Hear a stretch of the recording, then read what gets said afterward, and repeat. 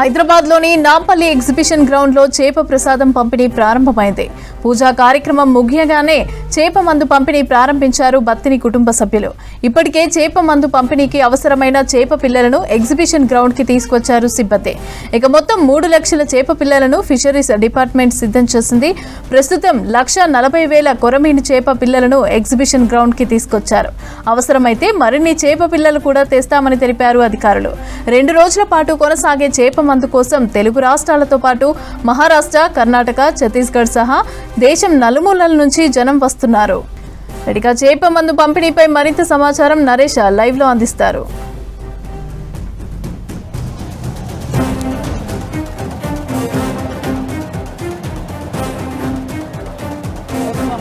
చేపమందు పంపిణీ కార్యక్రమము ముందుగా అనుకున్నట్లుగానే సరిగ్గా సమయానికి 9 గంటలకైతే పంపిణీ కార్యక్రమం నాంపల్లి ఎగ్జిబిషన్ గ్రౌండ్ వేదికగా అయితే ప్రారంభమైంది. ప్రతి సంవత్సరం లాగానే ఈ సంవత్సరం కూడా అంటే దాదాపు బత్తిని కుటుంబ సభ్యులు ఇది ఆనవాయితీగా తరతరాలుగా చేప మందు పంపిణీ కార్యక్రమం చేస్తున్నటువంటి సిచ్యువేషన్ హైదరాబాద్లో అయితే ఉంది. దాదాపు ఇది 180వ సంవత్సరం, 179 సంవత్సరాలు పూర్తి చేసుకొని 180వ సంవత్సరం లోపల ఈ చేప మందు పంపిణీ అనేటటువంటిది కొనసాగుతూ ఉంది. అంటే దాదాపు 180 ఏళ్లుగా అయితే పంపిణీ సంబంధించినటువంటి కార్యక్రమం కొనసాగుతుంది. చాలా మందికి అంటే మృగశిర కార్తీ రోజున ఎవరైతే ఆస్తమా పేషెంట్లు ఉంటారో ఆస్తమాతోటి ఇబ్బంది పడేటటువంటి వారికి ఈ చేప మందు తీసుకోవడంతో ఆ ఆస్తమా నయమవుతుంది అనేటటువంటి విశ్వాసం చాలా మందికి ఉంటుంది. ఆ విశ్వాసంతోనే ఈ చేప మందు పంపిణీ ప్రక్రియ అనేది దాదాపు 180 ఏళ్లుగా అయితే నిర్విరామంగా కొనసాగుతున్నటువంటి పరిస్థితి హైదరాబాద్లో ప్రజెంట్ కనిపిస్తూ ఉంది. ఈ పంపిణీకి సంబంధించి పూర్తి స్థాయిలో రాష్ట్ర ప్రభుత్వం కూడా ఏర్పాటు చేసింది. అటు బత్తిని కుటుంబ సభ్యులతోటి అదేవిధంగా వివిధ రకాల డిపార్ట్మెంట్స్ అన్నిటితోటి కూడా సమన్వయం చేసుకుంటూ దాదాపు 15 రోజుల నుంచి రెగ్యులర్గా అటు మంత్రులు అదేవిధంగా అధికారులు అందరూ కూడా సమన్వయం చేసుకుంటూ ఈ యొక్క కార్యక్రమానికి అయితే ఏర్పాట్లు చేయడం జరిగింది. సాధారణంగా రెగ్యులర్గా అయితే ఈ యొక్క చేప మందు పంపిణీ అనేటటువంటిది ఉదయం పూట మొదలవుతుంది. కానీ ఈసారి మృగశిర కార్తె అనేది రాత్రి సమయంలో రావడంతో ఈ పంపిణీ అనేటటువంటి కార్యక్రమాన్ని కూడా ఇవాళ రాత్రి 9 గంటల తర్వాత ఈ యొక్క కార్యక్రమాన్ని ప్రారంభించడం జరిగింది. ఈ యొక్క చేప మందు స్వీకరించేందుకు దేశంలోని నలుమూలల నుంచి కూడా ప్రజలు ఇక్కడికి వచ్చి చేప మందు స్వీకరిస్తున్నటువంటి సిచ్యువేషన్ అయితే ప్రస్తుతం నాంపల్లి ఎగ్జిబిషన్ గ్రౌండ్లో కనిపిస్తూ ఉంది. అందుకు సంబంధించి పూర్తి స్థాయిలో కూడా ఏర్పాట్లను అయితే చేయడం జరిగింది. వచ్చేటటువంటి పబ్లిక్ ఇబ్బంది లేకుండా ఉండేందుకైతే అటు స్పెషల్ కౌంటర్స్ను ఏర్పాటు చేశారు. ఆ స్పెషల్ కౌంటర్స్ ద్వారా దాదాపు టికెట్ కౌంటర్లు సపరేటు, దాంతోపాటు ఈ చేప మందు ఇచ్చేటటువంటి కౌంటర్లు అన్నింటినీ కూడా ఎవరికి ఎలాంటి అసౌకర్యం కలగకుండా ఎట్లాంటి తొక్కీసలాట జరగకుండా కూడా పూర్తి స్థాయిలో రాష్ట్ర ప్రభుత్వం అయితే ఏర్పాటు చేయడం జరిగింది. ఆ టోకెన్కు సంబంధించి అంటే 2 రోజుల ముందు నుంచే ఇక్కడ ప్రచారంలో ఉండడంతో చాలామంది అటు ఏపీ, తెలంగాణతో పాటు కర్ణాటక, మహారాష్ట్ర అదేవిధంగా బీహార్, యూపీ, ఢిల్లీ లాంటి ప్రాంతాల నుంచి కూడా చాలా పెద్ద ఎత్తున అయితే చేప మందు తీసుకోవడానికి పబ్లిక్ రావడం జరిగింది. అటువంటి వారందరికీ కూడా ఇబ్బంది లేకుండా ఉండేందుకు పూర్తి స్థాయిలో ఏర్పాట్లు చేశారు. ముఖ్యంగా 2-3 రోజుల ముందు నుంచి వచ్చి ఇక్కడ ఉన్నటువంటి వారి కోసం ఫుడ్, వాటర్ అన్ని సదుపాయాలను కూడా రాష్ట్ర ప్రభుత్వం అయితే పూర్తి స్థాయిలో ఏర్పాటు చేసింది. అదేవిధంగా ఇక్కడికి వచ్చేటటువంటి వారికి ఆ చుట్టుపక్కల ప్రాంతాల నుంచి అంటే అటు శంషాబాద్ నుంచి కావచ్చు, మెట్రో స్టేషన్స్ అన్నిటి నుంచి కూడా వాళ్ళకు ట్రావెలింగ్కు ఇబ్బంది లేకుండా ఉండేందుకు పూర్తి స్థాయిలో రాష్ట్ర ప్రభుత్వం ఆర్టీసీ బస్సులను కూడా ఏర్పాటు చేసింది. మొత్తానికి ఇక్కడ ఉన్నటువంటి కొంతమంది తోటి మాట్లాడే ప్రయత్నం కూడా చేద్దాం. భయ్యా బోలో ఆప్ కిధర్ సే ఆయా? बिहार से आए हैं। कैसा पता हुआ आपको यहाँ दवा दे रहा बोल के? अगले साल भी आए थे यहाँ पे, तो ठीक हो गया, इसलिए हम दोबारा भी आए हैं। हाँ, ठीक हो गया आपको? ये तो है, आधा से ज्यादा ठीक हो गया और 2 बार आएंगे ठीक हो जाएगा। एक बार अभी आए, 2 हो गया, एक बार और आएंगे। हमको विश्वास है, हम आते हैं, बराबर आते हैं। वो बिहार से बांका जिला पे बिहार में पड़ता है, भागलपुर जिला पड़ता है, पटना पड़ता है, वहाँ से आए हैं। बोलो आप कहाँ से आया, कैसा है यहाँ पे? తెలుగు ఎక్కడ నుంచి వచ్చారు మీరు? శ్రీకాకుళం శ్రీకాకుళం. ఎక్కడ నుంచి మీకు ఇక్కడ మంది ఇస్తున్నారు? టీవీలో చూసినాం, టీవీలో చూసారు, సెల్లో చూసినాం. ఎట్లా ఉంది ఏర్పాట్లు, ఎట్లా ఉన్నాయి ఇక్కడ మందు పంపిణీకి సంబంధించి? తగ్గింది, తక్కువయ్యింది. ఇక్కడ మీరు ఉండడానికి ఇదంతా మంది వేయడానికి ఏర్పాట్లు ఎట్లా ఉన్నాయి? బాగున్నాయి. బాగున్నాయా? ఎవరెవరు వచ్చారు మీరంతా? మా అబ్బాయి, నేను. మంది ఎవరికి వేయిస్తాం? మా అబ్బాయికి. అబ్బాయికి వేస్తున్నాం. చూస్తున్నాం కదా, చాలా మంది అయితే వాళ్ళ యొక్కకు ఈ మందు వేసుకోవడంతో తగ్గుతుండడంతో రిజల్ట్ ఉంది అనేటటువంటి విశ్వాసం ఉండడంతో పెద్ద ఎత్తున అయితే ఇక్కడికి వచ్చి దాదాపు 180 ఏళ్ళుగా అయితే మందు వేసుకుంటున్నటువంటి సిచ్యువేషన్ అయితే ఉంది. అయితే వచ్చేటటువంటి వాళ్ళకి ఇబ్బంది లేకుండా ఉండేందుకు ఇటు పోలీసులు కానివ్వండి, లేదంటే ఇతర ఎన్జిఓస్ అందరూ కూడా కలిసి ఏర్పాట్లు చేయడం జరిగింది. ఇక్కడ వచ్చేటటువంటి మందు వేసుకునే వారికి ఇబ్బంది లేకుండా ఉండటానికి అయితే ప్రత్యేకించి క్యూ లైన్స్, దాదాపు 32 క్యూ లైన్స్ ఏర్పాటు చేయడం జరిగింది. ఆ 32 క్యూ లైన్స్ ద్వారా కూడా అంటే ఇక్కడ ఇబ్బంది లేకుండా ఉండేందుకు వాళ్ళు గైడ్ చేస్తూ ఉన్నారు. స్వచ్ఛంద సంస్థల వాళ్ళు వీళ్ళంతా కూడా వాళ్ళందరూ గైడ్ చేస్తారు. అన్న చెప్పండి, మీరు ఎక్కడి నుంచి వచ్చారు? రాజమండ్రి నుంచి వచ్చామన్నా. ఎట్లా తెలుసు మీకు ఇక్కడ జరుగుతుందని? అదే మా పాస్ చేయించుకున్నారు, మా వాళ్ళు వేయించుకున్నారు, వాళ్ళ గురించి తెలిసి వచ్చాం. ఇలాగ తగ్గుతుందా? తగ్గుతుందరా. ఎవరెవరు వచ్చారు? నేను మా పాప, మా తమ్ముడు తినగ వేస్తున్నాం, మా పాపకి వేస్తున్నాం. అవునండి. లేదు ఫస్ట్ టైం అనేది. అవునండి. అవును. చెప్పండి అమ్మ, మీరు ఎక్కడ? కేసనపల్లి నుంచి వచ్చా. కేసనపల్లి ఎట్లా ఉంది ఇక్కడ అంతా ఏర్పాట్లు ఎట్లా ఉన్నాయి? వచ్చేటట్టు బాగానే ఉన్నాయి. బాగానే ఉన్నాయి. ఇదే ఫస్ట్ సారి. ఇదే ఫస్ట్ టైం. అడ్రస్ ఈజీగా దొరికిందా? తెలిసిన వాళ్ళు ఉన్నారు, చెప్పారు. అయితే ఇక్కడ చాలా మంది కూడా వాళ్ళకు తెలిసిన వాళ్ళ ద్వారా సమాచారం తెలుసుకోవడం కానీ, లేదంటే టీవీలు, ఇతర సోషల్ మీడియా ద్వారా ఎవరైతే ఆస్తమాతోటి ఇబ్బంది పడుతున్నారో వాళ్ళందరూ కూడా ఇక్కడికి వచ్చి చేప మందును స్వీకరిస్తూ ఉన్నారు. దానికి సంబంధించి రాష్ట్ర ప్రభుత్వం కూడా పూర్తి స్థాయిలో ఎట్లాంటి ఇబ్బందులు లేకుండా ఉండే విధంగా అయితే ఏర్పాట్లు చేసింది Mamata. Right, thank you Naresh.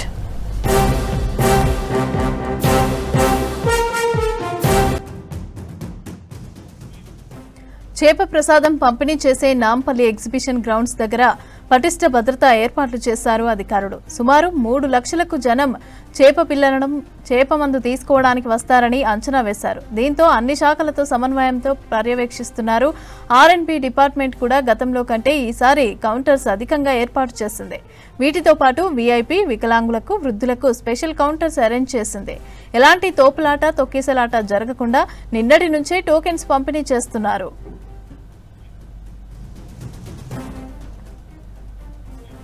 Exhibition ground లో రద్దీ, భద్రతా ఏర్పాట్లకి సంబంధించి మరింత సమాచారం అజయ్ అందిస్తారు. అజయ్,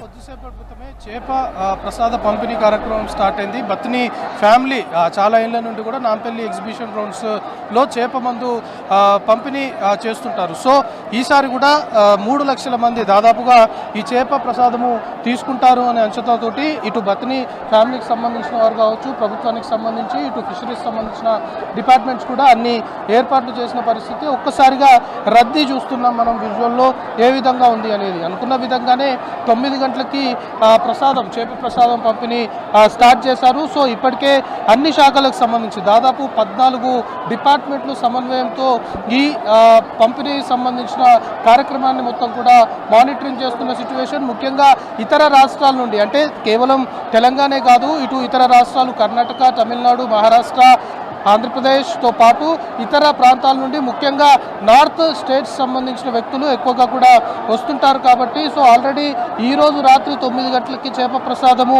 పంపిణీ కార్యక్రమం ఉంటే ఆల్రెడీ 2 రోజుల ముందు నుండే పెద్ద సంఖ్యలో కూడా నాంపల్లి ఎగ్జిబిషన్ గ్రౌండ్స్కి ఇతర రాష్ట్రాలకు సంబంధించిన వారు వచ్చి ఉన్న సిచ్యువేషన్. అయితే పోలీస్ డిపార్ట్మెంట్ కూడా ముందు నుండి చెప్తుంది, ఇతర రాష్ట్రాలకు సంబంధించిన వారు వచ్చేసి ముందుగానే క్యూ లైన్లలో ఉన్నారు. కాబట్టి ఎవరైతే లోకల్స్ ఉంటారో, హైదరాబాద్ సంబంధించిన వాళ్ళు రేపు చేప ప్రసాదము తీసుకోవడానికి వస్తే మంచిది అనేది ఒక సజెషన్ చేస్తున్నారు. ఇప్పటికే నాంపల్లి ఎగ్జిబిషన్ గ్రౌండ్స్లో కట్టుదిట్టమైన భద్రతా ఏర్పాట్లు చేశారు. దాదాపు 1000 మంది పోలీసులతోటి మొత్తం కూడా భద్రతని బందోబస్తు ఏర్పాటు చేసే సిచ్యువేషన్ ఉంది. హైదరాబాద్ సిపి సజ్జనార్ కూడా నేరుగా నాంపల్లి ఎగ్జిబిషన్ గ్రౌండ్స్ని మధ్యాహ్నము సందర్శించి భద్రతా ఏర్పాట్లు అనుకోవచ్చు, బందోబస్తు సంబంధించిన విషయాలపైన పూర్తి స్థాయిలో కూడా ఆరా తీసిన సిచ్యువేషన్. ఎక్కడ లా అండ్ ఆర్డర్కి ఇబ్బందులు తలెత్తకుండా, ఎక్కడ అనుకోని ఘటనలు చోటు చేసుకోకుండా, మెయిన్గా హ్యూజ్ గ్యాదరింగ్, ఒక మాస్ గ్యాదరింగ్ గానే చెప్పుకోవాలి. ఇలాంటి గ్యాదరింగ్ ఉన్నప్పుడే కొంతమేరకు తొక్కిసలాట కావచ్చు, క్యూ లైన్లలో ఇబ్బందికర పరిస్థితులు తలెత్తే అవకాశం ఉంటుంది. కాబట్టి ఏదైతే క్యూ లైన్లు ఏర్పాటు చేశారో క్యూ లైన్లలో కూడా ఎంతవరకు ఆ క్యూ లైన్ సామర్థ్యం ఉందో అంతవరకు మాత్రమే ఎలో చేయాలి. దాని తర్వాత ఆ క్యూ లైన్లో ఉన్న ప్రజలంతా కూడా వెళ్ళిపోయిన తర్వాత మళ్ళీ కొత్తగా వచ్చిన వారిని లోపలికి ఎలో చేయాలి. సో ఈ విధమైన కొన్ని ప్రికాషన్స్ తీసుకొని పోలీసులు ముందుకెళ్తున్న సిచ్యువేషన్ ఉంది. సో మొత్తం సీసీ కెమెరాలను ఏర్పాటు చేశారు. చేపమందు ప్రసాదానికి సంబంధించి పంపిణీ కార్యక్రమం జరిగే చోట ఓవరాల్గా నాంపల్లి ఎగ్జిబిషన్ గ్రౌండ్ సంబంధించి ఎంట్రీ నుండి ఎగ్జిట్ వరకు లోపల ప్రతి ప్లేస్లో కూడా సీసీ కెమెరాలని ఏర్పాటు చేసి ఎగ్జిబిషన్ గ్రౌండ్స్లోనే పోలీస్ కంట్రోల్ రూమ్ ఏర్పాటు చేశారు. పోలీస్ కంట్రోల్ రూమ్ ద్వారా సీసీ కెమెరాస్ని ఎప్పటికప్పుడు మానిటరింగ్ చేస్తున్నారు. సీసీ కెమెరాస్లో ఎక్కడ రద్దీ ఎక్కువగా ఉంది, ఏ ప్లేస్లో కొంతవరకు డిస్టర్బెన్స్ క్రియేట్ అవుతుంది, వీటన్నిటిని కూడా కంట్రోల్ రూమ్ ద్వారా గమనించి అక్కడున్న సంబంధిత అధికారులకి ఎప్పటికప్పుడు కంట్రోల్ రూమ్ ద్వారా సమాచారం ఇస్తున్న సిచ్యువేషన్ కూడా ఉంది. దీంతో పాటు మరొక వైపు పెద్ద సంఖ్యలో కూడా మహిళలు ఈ కార్యక్రమానికి చేప ప్రసాద పంపిణీ కార్యక్రమానికి హాజరవుతారు. కాబట్టి ఇక్కడ కొంత మేరకు ఆకతాయిల వల్ల మహిళలు ఇబ్బందులు పడే అవకాశం ఉంటుంది. ఆకతాయిల వల్ల కొంతవరకు అసభ్యకరంగా ఆకతాయిలు ప్రవర్తించే అవకాశం ఉంటుంది. కాబట్టి షీ టీమ్స్ కూడా మొత్తం ఫోకస్ పెట్టాయి. మఫ్టీలో షీ టీమ్స్ సంబంధించిన సిబ్బంది కూడా ఓవరాల్గా చేప ప్రసాద పంపిణీ జరుగుతున్న ప్లేస్ మొత్తంలో కూడా షీ టీమ్స్ ఫుల్ ఫ్లెడ్జ్గా నిఘా పెట్టాయి. ఇక మరొక సమస్య ట్రాఫిక్ సంబంధించి ఆల్రెడీ ట్రాఫిక్ పోలీసులు హైదరాబాద్ అడ్వైజరీ రిలీజ్ చేశారు. ఈరోజు రాత్రి స్టార్ట్ అయింది, కానీ ఈరోజు ఉదయం నుండే కూడా పెద్ద సంఖ్యలో కూడా ఇతర ప్రాంతాల నుండి వచ్చిన వారంతా నాంపల్లి ఎగ్జిబిషన్ గ్రౌండ్స్కి వచ్చారు. కాబట్టి నాంపల్లి ఎగ్జిబిషన్ గ్రౌండ్స్ పరిసరాల్లో ట్రాఫిక్ సంబంధించిన ఆంక్షలు అమల్లో ఉన్నాయి. కొన్ని చోట్ల మళ్లింపులు పెట్టారు. అట్ ది సేమ్ టైం ఎవరైతే వాహనాలు తీసుకొని వస్తుంటారో చేప ప్రసాదము తీసుకోవడానికి, సో వాహనాలకు సంబంధించిన ప్రత్యేకమైన పార్కింగ్ ప్లేస్లు కూడా ఏర్పాటు చేశారు. పార్కింగ్ ప్లేస్లలోనే వాహనాలు పార్క్ చేసే దిశగా పూర్తి స్థాయిలో ట్రాఫిక్ సంబంధించిన పోలీసులు చర్యలు తీసుకోవడంతో పాటు నాంపల్లి ఎగ్జిబిషన్ గ్రౌండ్స్లో రేపు రాత్రి వరకు కూడా ఈ ట్రాఫిక్ సంబంధించిన కొంత మేరకు ఆంక్షలు, ట్రాఫిక్ సంబంధించి కంజెషన్ ఉంటుంది. కాబట్టి నాంపల్లి ఎగ్జిబిషన్ గ్రౌండ్స్ రూట్లో ట్రావెల్ చేసేవారు ఆల్టర్నేట్ రూట్స్ని ఎంచుకుంటే మంచిది అంటూ ఒకవైపు హైదరాబాద్ సిటీ ట్రాఫిక్ పోలీసులు కూడా సజెస్ట్ చేస్తున్న పరిస్థితి ఉంది. ఇక మరోవైపు పెద్ద సంఖ్యలో ఇతర ప్రాంతాల నుండి చేప ప్రసాదము తీసుకోవడానికి వస్తుంటారు. కాబట్టి main railway stations, bus stands అయితే ఉన్నాయో జేబీఎస్ కావచ్చు, MGBS, at the same time Secunderabad railway station, Nampally railway station అంటే దగ్గరగా ఉంటుంది. సో ఇటు సికింద్రాబాద్ రైల్వే స్టేషన్, జేబీఎస్తో పాటు మెయిన్ పాయింట్స్ ఏవైతే ఉంటాయో అక్కడ నుండి ప్రత్యేకమైన బస్సులను కూడా ఆర్టీసీ నడిపిస్తుంది. ప్రత్యేకమైన బస్సుల ద్వారా ఇక్కడికి రావడానికి ప్రయాణికులకి ఎలాంటి ఇబ్బందులు తలెత్తకుండా అన్ని చర్యలు కూడా తీసుకున్న సిచ్యువేషన్ ఉంది. సో ఓవరాల్గా చేప ప్రసాద పంపిణీ కార్యక్రమానికి సంబంధించి మనతో పాటు బత్తిని ఫ్యామిలీ మెంబర్స్ ఉన్నారు. అమ్మ చెప్పండి, ఎట్లా ఈసారి ఎంతమంది వస్తారని మీరు ఎక్స్పెక్ట్ చేస్తున్నారు? ఏర్పాట్లు ఎట్లా చేసుకున్నారు? ఈసారి గవర్నమెంట్ బాగానే మన తెలంగాణ గవర్నమెంట్ మంచిగా మనకు సహకరించింది. అన్ని డిపార్ట్మెంట్లు సహకరిస్తుంది. పోలీస్ అనే కానీ టూరిజమే కానీ ఎవరైనా ప్రతి ఒక్కరు మనకు మంచి సహకరిస్తున్నారు. తెలంగాణ కాంగ్రెస్ గవర్నమెంట్ మంచిగా సహకరిస్తుంది. ఈసారి మాకు 3-4 లక్షల దాకా వచ్చే ఎక్స్పెక్ట్ చేస్తున్నాము. ఎందుకంటే రాత్రి 9 గంటల నుంచి రేపు 9 గంటల వరకు స్టార్ట్ అవుతుంది. ఇది కంపల్సరీ అందరికీ మేము ఎవరికి నిరాశించము, అందరికీ ప్రతి ఒక్కరికి మేము ఇస్తాము. కానీ ఇది చేప వేసుకున్నంత మాత్రాన కాదు, ఇంటికి పోయిన తర్వాత పత్తెం కంపల్సరీ 45 days కంపల్సరీ పత్తెం చేయాలి. పత్తెంలో మేము ఇంకా ఇంటికి ఎక్స్ట్రా మెడిసిన్ ఇస్తాము. 6 మాత్రలు ఇస్తాము. 6 మాత్రలు ప్రతి 15 రోజులకు పొద్దున ఒకటి పడి గడుపున, రాత్రి తిన్న తర్వాత 2 గంటలకు ఒకటి, మళ్ళీ 15 రోజులకు మళ్ళీ పొద్దున ఒకటి, మళ్ళీ 15 రోజులకు పొద్దున ఒకటి, రాత్రి ఒకటి. ఇది 15 రోజులు 45 రోజులు, మళ్ళీ పత్తెం 45 రోజులు, 45 days అది కంప్లీట్ అవుతుంది. ఇది 45 days ఇది కంప్లీట్ అవుతుంది. ఇది మొత్తానికి ఈసారి పెద్ద ఎత్తున దాదాపు 3 లక్షల మంది కూడా వస్తారు అని అంచనా వేస్తున్నాము. రాష్ట్ర ప్రభుత్వం కూడా అన్ని ఏర్పాట్లు సజావుగా చేసింది అని బత్తిని ఫ్యామిలీ మెంబర్ చెప్తున్నారు. సో ఓవరాల్గా ఎక్కడ ఎలాంటి ఇబ్బందులు తలెత్తకుండా, శాంతి భద్రతలకు విఘాతం ఏర్పడకుండా మొత్తం కట్టుదిట్టమైన భద్రతా బందోబస్తు నాంపల్లి ఎగ్జిబిషన్ గ్రౌండ్స్లో పోలీసు ఏర్పాటు చేసిన పరిస్థితి ఉంది. Mamata, thank you Ajay.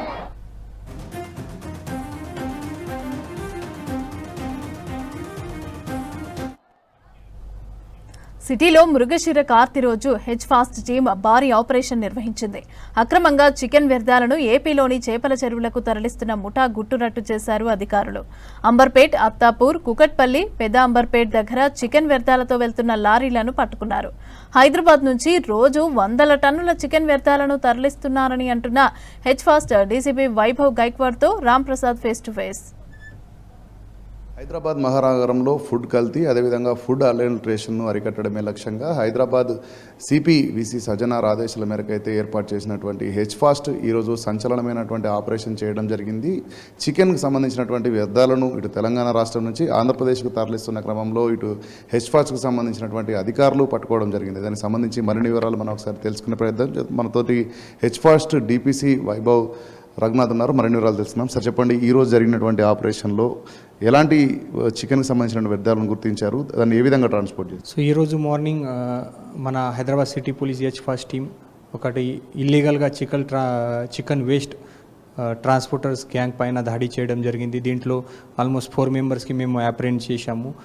Total 7 vehicles మేము సీజ్ చేశాము. ఈ 7 వెహికల్స్లో almost 90 to 100 ton of chicken waste material ఉంది. ఇది మీ అందరికీ తెలుసు, రెగ్యులర్గా మన హైదరాబాద్ సిటీ మహానగరంలో చాలా హెవీగా చికెన్ వేస్ట్ మటీరియల్ జనరేట్ అవుతుంది. ఈ అన్ని మొత్తం chicken waste material GHMC government ఒకటి రెండరింగ్ ప్లాంట్ ఉంది, అక్కడ పోవాలి, అక్కడ సైంటిఫిక్గా ప్రాసెస్ చేయాలి అండ్ బై ప్రొడక్ట్ చేయాలి. బట్ ఇది కాకుండా కొంతమంది మధ్యలో ఏజెంట్స్ డైరెక్ట్గా చికెన్ షాప్ నుంచి ఈ చికెన్ వేస్ట్ మటీరియల్ తక్కువ ప్రైస్లో పర్చేజ్ చేస్తున్నారు and without any scientific process డైరెక్ట్గా ఇది ఆంధ్రప్రదేశ్ స్టేట్లో వేరే రాష్ట్రంలో ఈ ఫిష్ ట్యాంక్ ఆహార్ కోసం పంపించేస్తున్నారు. సో ఇది చాలా డేంజరస్ ఉంది. అది ఈ సేమ్ చికెన్ వేస్ట్ ఫిష్ డైరెక్ట్గా తిని తర్వాత అది కార్సినోజెనిక్ ఏజెంట్ రావడానికి ఛాన్సెస్ ఉన్నాయి. అది ఫిష్ తిని తర్వాత మన పబ్లిక్లో కూడా ఈ క్యాన్సర్ లాగా హానికారక డిసీజ్ రావడానికి కూడా ఛాన్సెస్ ఉన్నాయి. సో ఈ అన్ని మొత్తం ఇల్లీగల్గా ఈ నెట్వర్క్ నడుస్తుంది. సో ఈరోజు మన ఈ హెచ్ఫాస్ట్ టీం ఈ నెట్వర్క్ బ్రేక్ చేయడం జరిగింది. టోటల్ 4 మెంబర్స్కి మేము ఈరోజు అప్రెండ్ చేశాము. సార్, మనం ఇప్పటికే చూస్తే హెచ్ఫాస్ట్ అనేది గత కొద్ది నెలలుగా ఇటు మామిడి పండ్లు కానీ బేకరీస్ కానీ వీటన్నిటిపైన కూడా దాడులు చేయడం జరిగింది. చాలామందిని ఏదైతే ఫుడ్ అడల్టరేషన్ పాల్పడమని గుర్తించడం జరిగింది. సో దీనికి సంబంధించినటువంటి ఈరోజు చికెన్ వ్యర్థాలకు సంబంధించినటువంటి ఇన్ఫర్మేషన్ ఎలా వచ్చింది, ఈ రాకెట్ ఈ ముఠా ఎన్ని రోజుల నుంచి కార్యకలాపాలు నిర్వహిస్తుంది? సో ఇది కొన్ని డేస్ నుంచి ఇది ఇన్ఫర్మేషన్ పైన మేము వర్క్ చేశాము. మన హెచ్ఫాస్ట్ టీం అన్ని ఎవిడెన్స్ కలెక్ట్ చేయడం జరిగింది. ఈ ట్రాన్స్పోర్టేషన్ ఈ నెట్వర్క్ ఎట్లా నడుస్తుంది అది కూడా ఇన్ఫర్మేషన్ కలెక్ట్ చేయడం జరిగింది. ఏ టైంలో పోతుంది, ఇక్కడ పోతుంది, అన్ని మొత్తం ఇన్ఫర్మేషన్ కలెక్ట్ చేసి తర్వాత ఈరోజు మార్నింగ్ రేడ్ చేయడం జరిగింది. మనతో పోలీస్తో పాటు జిహెచ్ఎంసీ ఆఫీసర్ కూడా ఈ రేడ్లో పార్టిసిపేట్ చేయడం జరిగింది. సైంటిఫిక్గా ఇన్వెస్టిగేషన్ చేసి తర్వాత ఈ అందరిపైన మేము రేట్ కూడా యాక్షన్ కూడా చేస్తాము. కానీ చికెన్ కానీ వీటన్నిటిని కూడా స్టోరేజ్ పైన ఇప్పటికే దాడులు నిర్వహించారు. అంతేకాకుండా ఈరోజు కొత్తగా చూస్తే చికెన్ వేస్టేజ్ కూడా చేశారు. సో ప్రధానంగా వ్యాపారులకు ఏం చెప్తారు సార్, ఎలాంటి హెచ్చరికలు జారీ చేస్తారు? సో మన హెచ్ఫాస్ట్ టీం నుంచి రెగ్యులర్గా మన సిపి సజ్జనార్ సార్ ఆధ్వర్యంలో రెగ్యులర్గా మేము రేడ్ చేస్తున్నాము. ఎవరైనా ఈ కల్తీ ఆహార్ ప్రిపేర్ చేస్తున్నారు, సేల్ చేస్తున్నారు, ట్రాన్స్పోర్ట్ చేస్తున్నారు, వాళ్ళపైన నిఘా పెట్టి ఉన్నాము. చాలామంది కేసెస్ కూడా బుక్ చేశాము, సీరియస్గా యాక్షన్ కూడా చేశాము. సో మరి ఒకసారి మీ అందరు బిజినెస్ ఓనర్కి ఎవరైనా ఈ కల్తీ ఆహార్ ప్రిపేర్ చేస్తున్నారు వాళ్ళకి సీరియస్గా వార్నింగ్ కూడా ఇస్తున్నాము. ఎవరైనా ఈ కల్తీ ఆహార్లో కల్తీ ఫుడ్ ప్రిపేర్ చేసే వాళ్ళపైన సీరియస్గా యాక్షన్ కూడా ఉంటుంది. మీరు ప్రాపర్గా as per food safety standard మీ బిజినెస్ చేయాలి, ప్రాపర్గా హైజీన్ మెయింటైన్ చేయాలి అండ్ ఏదైనా చీప్ ఇంగ్రీడియంట్స్ కావచ్చు లేదా అన్హైజీనిక్ కండిషన్లో ప్రిపరేషన్ కావచ్చు, ఈ అన్ని మొత్తం స్టాప్ చేయాలి. ఒక సైంటిఫిక్ పద్ధతిలో ఈ అన్ని మొత్తం ఫుడ్ బిజినెస్ ఆపరేట్ చేయాలి అండ్ స్టాండర్డ్ మెయింటైన్ చేయాలి. సో ఎవరైనా ఇది వయలేషన్ చేస్తారు వాళ్ళపైన సీరియస్గా యాక్షన్ ఉంటుంది. హైదరాబాద్ మహానగరంలో ఎన్నో రకాలైనటువంటి ఫుడ్ అడల్టరేషన్ కానీ వైలేషన్స్ కానీ జరుగుతున్న క్రమంలో ప్రజలకు ఏం చెప్తారు, మీ దృష్టికి తీసుకురావాలంటే వాళ్ళకి ఎలాంటి సలహాలు ఇస్తారు? సో మేము ఇంతకుముందు కూడా చెప్పాను కి పబ్లిక్ కోసం మేము ఒక డెడికేట్గా ఒక టోల్ ఫ్రీ నెంబర్ కూడా మేము స్టార్ట్ చేశాము. ఈ హెచ్ఫాస్ట్ గురించి 8712661212 ఈ టోల్ ఫ్రీ నెంబర్ పైన మీరు డైరెక్ట్గా కంప్లైంట్ చేయొచ్చు. లేదా మన హెచ్ఫాస్ట్ టీం టాస్క్ ఫోర్స్ టీంలో కూడా మీరు ఇన్ఫర్మేషన్ ఇస్తే తో ఇమ్మీడియట్గా వాళ్ళపైన కూడా యాక్షన్ చేస్తాము. పబ్లిక్లో కూడా ఇది అవేర్నెస్ రావాలి, దీనికోసం కూడా మేము రెగ్యులర్గా ఈ అవేర్నెస్ ప్రోగ్రామ్ కూడా స్టార్ట్ చేశాము. సో స్లోలీ ఇది పబ్లిక్లో కూడా ఇన్ఫర్మేషన్ పోతుంది. పబ్లిక్ కూడా కొంచెం జాగ్రత్త ఉండాలి. ఏదైనా మీరు పర్చేజ్ చేస్తున్నారు అక్కడ కండిషన్ ఎలా ఉంది, హైజీనిక్ స్టేట్లో ఉందా లేదా, తర్వాత ఎవరైనా ఎక్స్పైర్డ్ ఐటమ్స్ సేల్ చేస్తున్నారు, అన్హైజీనిక్ కండిషన్లో ప్రిపేర్ చేస్తున్నారు, ఎలాంటి ఏదైనా ఇన్ఫర్మేషన్ ఉంది మీరు ఇమీడియట్గా మన హెచ్ఫాస్ట్ టీంలో ఇవ్వండి.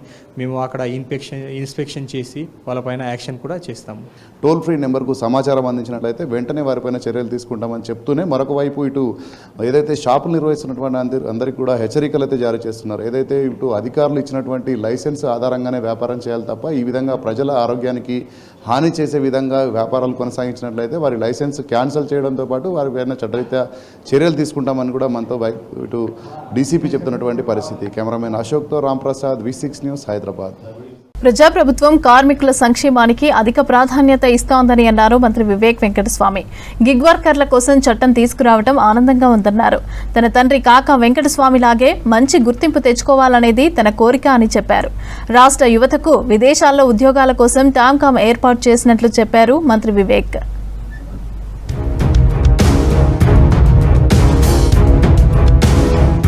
రాష్ట్ర ప్రభుత్వం కార్మికుల సంక్షేమానికి అధిక ప్రాధాన్యత ఇస్తుందన్నారు కార్మిక శాఖ మంత్రి వివేక్ వెంకటస్వామి. కార్మిక శాఖ మంత్రిగా బాధ్యతలు తీసుకుని ఏడాది కావడంతో సెక్రటేరియట్లో మీడియాతో మాట్లాడారు. కార్మిక శాఖ మంత్రిగా తన తండ్రి కాకాకు దేశంలో ఎంతో గుర్తింపు ఉందన్నారు. కాకా వెంకటస్వామిలాగే గుర్తింపు తెచ్చుకోవాలనేది తన కోరికని చెప్పారు మంత్రి వివేక్. నేను 1 year అయింది మంత్రి పదవి తీసుకున్న తర్వాత.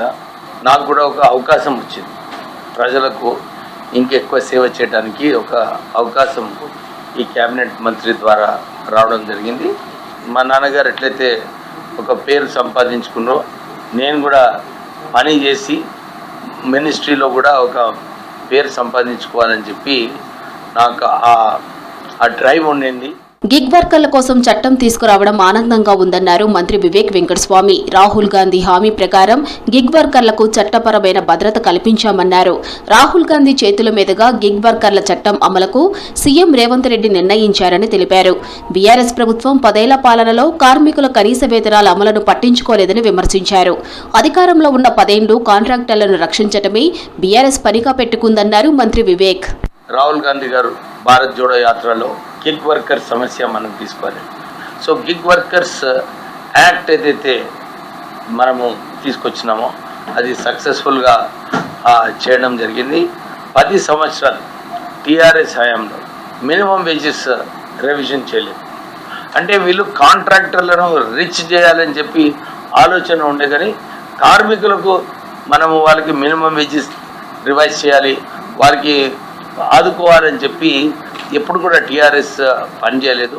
అటు ఇండస్ట్రీ వారితో మాట్లాడి కనీస వేతనాలు పెంచామని చెప్పారు మంత్రి వివేక్. కాంగ్రెస్ ప్రభుత్వం అధికారంలోకి వచ్చాక నిరుద్యోగ యువతకు ఉపాధి కల్పనే ధ్యేయంగా రాష్ట్రంలోని 65 ఐటీఐలను 2,500 కోట్లతో అడ్వాన్స్డ్ ట్రైనింగ్ సెంటర్స్గా అప్గ్రేడ్ చేశామని తెలిపారు. నియోజకవర్గానికి 1 చొప్పున 119 ఏటీసీలు ఏర్పాటు చేశామన్నారు.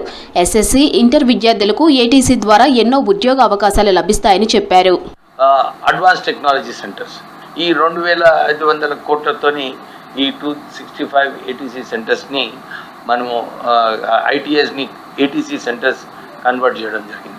తర్వాత ముఖ్యమంత్రి గారికి ఆలోచన ఉండే ఈ వై ఓన్లీ 65 ఒక్కొక్క నియోజకవర్గంలో మనం ఒక ఏటీసీ సెంటర్ పెట్టాలి, అక్కడ కూడా మన వర్క్ ఫోర్స్ని మనం ట్రైన్ చేయాలి, ట్రైన్ చేస్తే వీళ్ళకందరికీ ఉద్యోగ అవకాశాలు వస్తాయని చెప్పి ఇంకొక 56 ఏటీసీ సెంటర్స్ కూడా శాంక్షన్ చేయడం జరిగింది. మైనింగ్ శాఖలో అక్రమాలపై సిబిసిఐడి విచారణ కొనసాగుతుందని తెలిపారు మంత్రి వివేక్ వెంకటస్వామి. విచారణ తరువాత బాధ్యులపై చర్యలు తప్పవన్నారు. సింగరేణికి సంబంధించి కేటీఆర్ గాలి మాటలు మాట్లాడుతున్నారన్నారు వివేక్.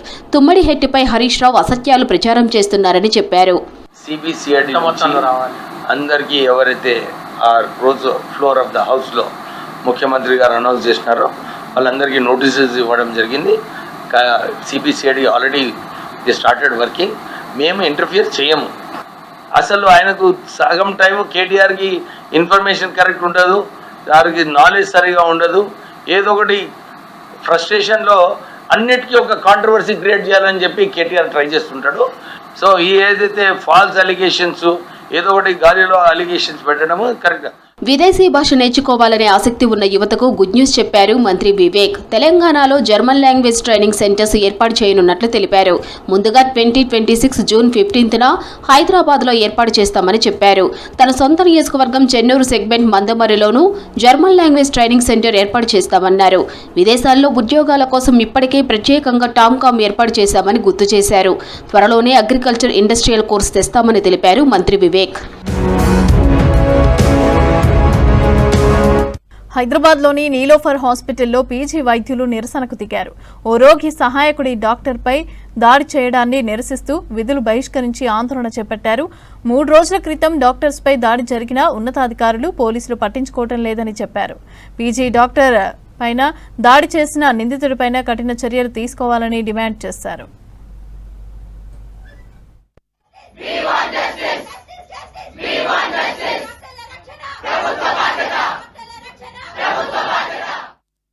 ఈ నీలోఫర్లో జరిగిన సంఘటన ఏంటంటే సెకండ్ రోజు నైట్ 11 o'clock అరౌండ్ అడ్మిట్ అయిన ఒక రెస్పిరేటరీ కేసు, శ్వాసకోశ ఇబ్బందితో వచ్చిన ఒక 4 years ఫిమేల్. ఆమె వాళ్ళ పేరెంట్ తోటి సెకండ్ రోజు వచ్చి అప్పటి నుంచి ట్రీట్మెంట్ నడుస్తుంది. ఐసీయూలోకి సూపరింటెండెంట్ ఆర్ఎంఓ పేరు చెప్పుకొని వాళ్ళ అటెండర్లు ఒక 10 members వెళ్ళడము, ఆ 10 members నుంచి 15 members అవ్వడము, అట్లా రోజు వెళ్ళడం జరుగుతుంది. రోజు వెళ్ళి ట్రీట్మెంట్ చేసే ఒక ప్రాసెస్ని, ట్రీట్మెంట్ చేసే డాక్టర్ని ఇంటరప్ట్ చేసి, అంటే వాళ్ళకు మధ్యలో పోయి ఏం జరుగుతుంది ఏంది అని అడగడము, వాళ్ళని ఇంటరప్ట్ చేయడం జరుగుతుంది. ఎందుకు ఇంతమంది వస్తున్నారు, ఇది ఐసీయూ, మీరు వస్తే మీరు బయట తిరిగే చెప్పులు బట్టల వల్లనే ఇన్ఫెక్షన్స్ వాళ్ళకి ఎక్కువ వస్తాయి, ఇంకా లేట్ అవుతుంది అని చెప్తే అదే డాక్టర్ మీద కొట్టడం జరిగింది. 6th రోజు సాటర్డే 12:40, 12:45 మధ్యలో కొట్టడం జరిగింది.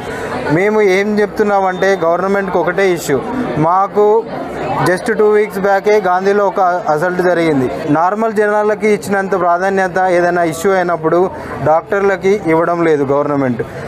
ఒక అష్యూరెన్స్ లేదు. 2 weeks నుంచి గాంధీలో జరిగినప్పటి నుంచి ఆ కమిటీ రిపోర్ట్ ఏమైంది, ఆ కమిటీ ఏం చేయాలనుకుంటుంది అనేది మాకు ఇంతవరకు జూనియర్ డాక్టర్ అసోసియేషన్ కానీ, మెడికల్ ప్యాటర్నిటీ ఏ అసోసియేషన్ కానీ ఇంతవరకు ఎక్కడ రివీల్ చేయలేదు.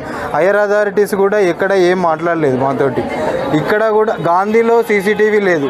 సో ఇక్కడ నీలోఫర్లో కూడా ఆ ఇన్సిడెంట్ జరిగిన ప్లేస్లో కూడా మొత్తం హాస్పిటల్లో గేట్ నుంచి ఐసీయూ వరకు కూడా ఒక్క దగ్గర కూడా సీసీటీవీ పనిచేయడం లేదు.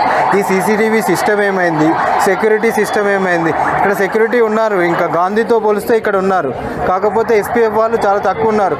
ఒక 4 పోలీసులు ఇన్ని బెడెడ్ హాస్పిటల్ని కేవలం 110 రూపాయల కోసం ఓ వ్యక్తిని హత్య చేసిన 2 డెలివరీ బాయ్స్ను అరెస్టు చేశారు లాలగూడ పోలీసులు. నిందితులను అదుపులోకి తీసుకుని విచారిస్తున్నట్లు చెప్పారు సికింద్రాబాద్ డీసీపీ రక్షిత కృష్ణమూర్తి. ఇక నిందితులు వినోద్ మోహన్ గా గుర్తించామన్నారు. మృతుడు ప్రకాష్ దేశ్ముఖ్ స్వస్థలం మధ్యప్రదేశ్లోని బాలఘట్ జిల్లా కీనపూర్గా గుర్తించారు. మీకు అందరికీ తెలుసు ఈ ఫ్యాక్ట్స్ ఆఫ్ ద కేస్. మనకి 3rd నాడు ఎర్లీ అవర్స్ లో ఒక అన్నోన్ డెడ్ బాడీ కనపడింది ఈ రైల్వే బ్రిడ్జ్ దగ్గర, తుకారాం గేట్ దగ్గర. అండ్ మనకి ఒక డయల్ 100 కాల్ వస్తే పోలీస్ సిబ్బంది అక్కడ ఇమ్మీడియట్లీ, లాలాగూడ పోలీస్ వాళ్ళు అక్కడ ఇమ్మీడియట్లీ వెళ్ళారు. అప్పటికి చూస్తే ఒకటి డెడ్ బాడీ ఉంది అండ్ వయసు ఒక 25 to 30 years మధ్యంలో ఉన్న వ్యక్తి ఉన్నారు అక్కడ. అండ్ బ్లడ్ లో వాళ్ళు పడున్నారు. అండ్ వాళ్ళ పక్కనే ఒక రెండు స్టోన్స్, పెద్ద స్టోన్స్ లో ఆ స్టోన్స్ మీద కూడా బ్లడ్ స్టెయిన్స్ కనపడుతున్నాయి.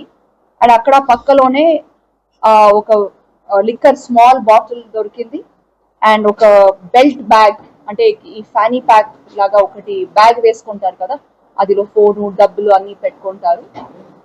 ఆ బ్యాగ్ ఒకటి దొరికింది. బట్ ఆ బ్యాగ్ లో మనకి ఏది డాక్యుమెంట్స్ లేదంటే వేరే ఏమీ దొరకలేదు.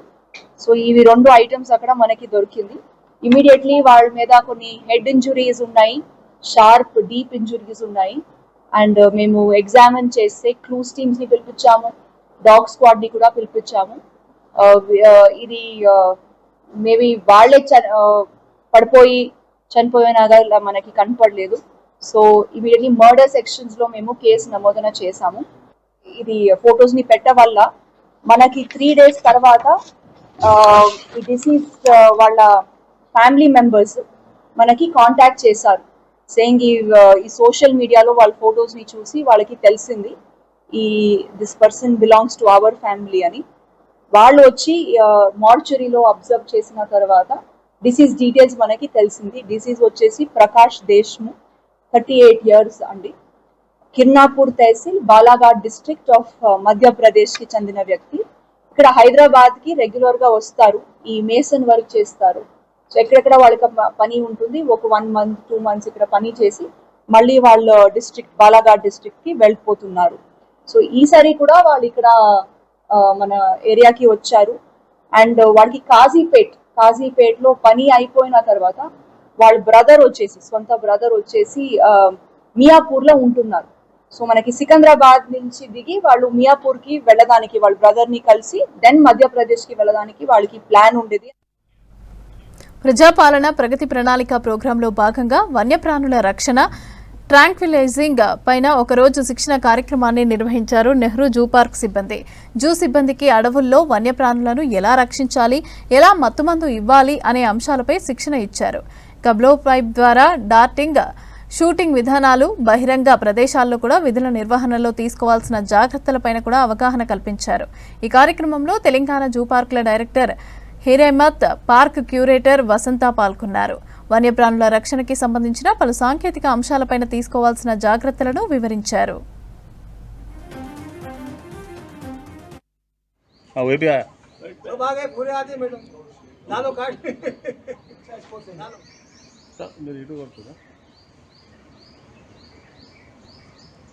రంగారెడ్డి జిల్లా మంచిరేవుల గ్రామంలో వెలిసిన 1100 ఏళ్ల అతి పురాతన శ్రీ వేణుగోపాల స్వామి ఆలయం బ్రహ్మసూత్ర ఓంకారేశ్వర స్వామి ఆలయాన్ని సందర్శించారు ప్రముఖ సినీ దర్శకులు బుచ్చిబాబు. ఫ్యామిలీతో కలిసి స్వామివారికి మొక్కులు చెల్లించుకున్నారు. తాను దర్శకత్వం వహించిన పెద్ది చిత్రం ఘన విజయం సాధించడంతో మొక్కులు తీర్చుకున్నట్లు చెప్పారు.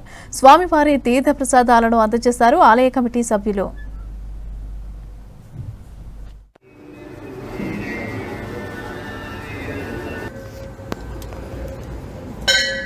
कृष्णपक्षे अष्टम्यां शुभवासरेषु नक्षत्रेषु विकरणे एवं विशेषणा विशिष्टायाम् अस्यां शुभहेतो श्रीमान् गोत्रः श्रीगोत्रोणि जनकुलगोत्रोद्भवस्य बुच्चि बाबू नामधेयस्य श्रीदेवी नाम्नीं ज्ञाप्तिका नाम्नीं सह कुटुम्बस्य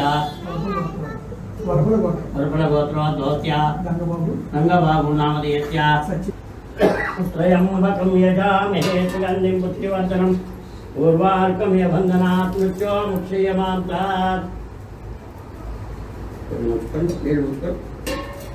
भस्माभिषेकं च करिष्ये सहस्रतीरुषा पुरुषः सहस्राक्षसहस्रपात् स भूमिं विश्वतो वृत्वा अत्यतिष्ठदशांगुलं पुरुष एवेदकं सर्वं इदकुति स्वामी హైదరాబాద్ లో వర్షాకాలం సమీపిస్తూ ఉండటంతో అధికారులు ముందస్తు చర్యలనైతే చేపడుతున్నారు. ఇక గత ఏడాది భారీ వర్షాల సమయంలో ఐటీ కారిడార్తో పాటు పలు ప్రధాన రహదారులు కూడా వరదలో చిక్కుకున్నాయి. దీంతో సిటీలో ట్రాఫిక్ సమస్యలు ఎదురుకావడంతో ఈసారి వాటర్ లాగింగ్ పాయింట్లపైన ప్రత్యేక దృష్టి సారించారు అధికారులు.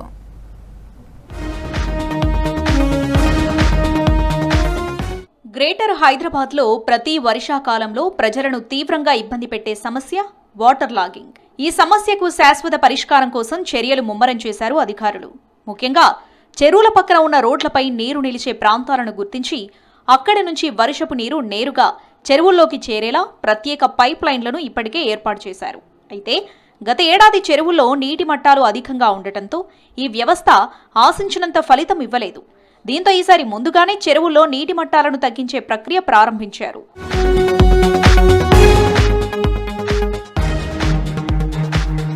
గత ఏడాది కురిసిన భారీ వర్షాల టైంలో మల్కం చెరువు, దుర్గం చెరువు, ఖాజాగూడ చెరువు పరిసర ప్రాంతాల్లో నీటి నిల్వలు తీవ్ర సమస్యగా మారాయి.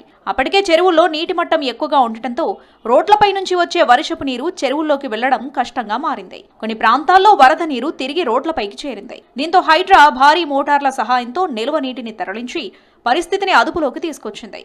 ఆ అనుభవాలను దృష్టిలో పెట్టుకుని ఈసారి ముందస్తు చర్యలకు ప్రాధాన్యత ఇస్తున్నారు అధికారులు. డిజాస్టర్ ప్రిపేర్డ్నెస్ దాని గురించి అని చెప్పేసి అన్ని డిపార్ట్మెంట్స్ తోటి హైడ్రా సమన్వయం చేసుకుంటూ ప్రత్యేకంగా దీంట్లో ట్రాఫిక్ పోలీసు, అట్లానే మున్సిపల్ కార్పొరేషన్స్ అంటే జిహెచ్ఎంసీ, లేకపోతే సిఎంసీ, ఎంఎంసీ అండ్ వీళ్ళే కాకుండా irrigation department and water board వాళ్ళు అండ్ ఎలక్ట్రిసిటీ బోర్డు వీళ్ళందరితో కూడా మేము కోఆర్డినేట్ చేసుకుంటూ ఈ డిజాస్టర్ ఈసారి వచ్చినటువంటి అర్బన్ ఫ్లడింగ్ని వీటిని అడ్రస్ చేయడానికి, లేకపోతే ఎక్కడన్నా మనకి దీనివల్ల వాటర్ లాగింగ్ ఇట్లాంటివి అయితే కనుక దానికి అడ్రస్ చేయడానికి మేమంతా ఒక ప్రణాళికాబద్ధంగా దానికి దిశగా అడుగులు వేస్తున్నాం.